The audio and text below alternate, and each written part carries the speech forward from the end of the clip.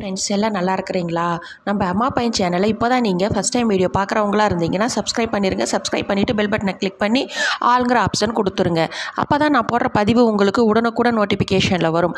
அப்படி நோட்டிஃபிகேஷனில் வந்த உடனே அந்த பதிவை பார்த்து அதனோட முழு பலனையும் பயனையும் நீங்கள் அடையணும். அதுதாங்க என்னோட விருப்பம்.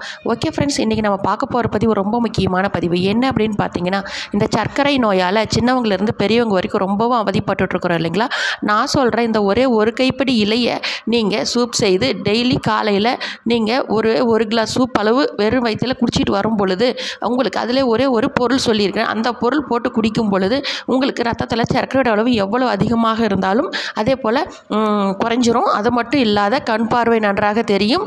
உடல் நமக்கு இந்த சர்க்கரை வந்துட்டு உடலில் இருக்கிற உறுப்புகள் ஒவ்வொன்றாகவும் பாதிக்க ஆரம்பிக்கும். அந்த பாதிப்பெல்லாம் இல்லாமல் எலும்பு நல்லா வலுப்பெறும். அதே போல் உடல் உங்களுக்கு அந்த ஒரு இடத்துல உட்காந்தோன்னே சோர்வாக இருக்கும். ஒரு இடத்துக்கு வெளில போனால் ரொம்பவும் வெளில போகிறதா அப்படின்னு அதில் எதுவுமே இல்லாமல் நல்லா புத்துணர்ச்சியாக இருப்பீங்க. இவ்வளவு அற்புதம் நிறைந்த பொருள் என்ன அப்படின்னு பார்க்கும் பொழுது முருங்கைக்கீரைங்க.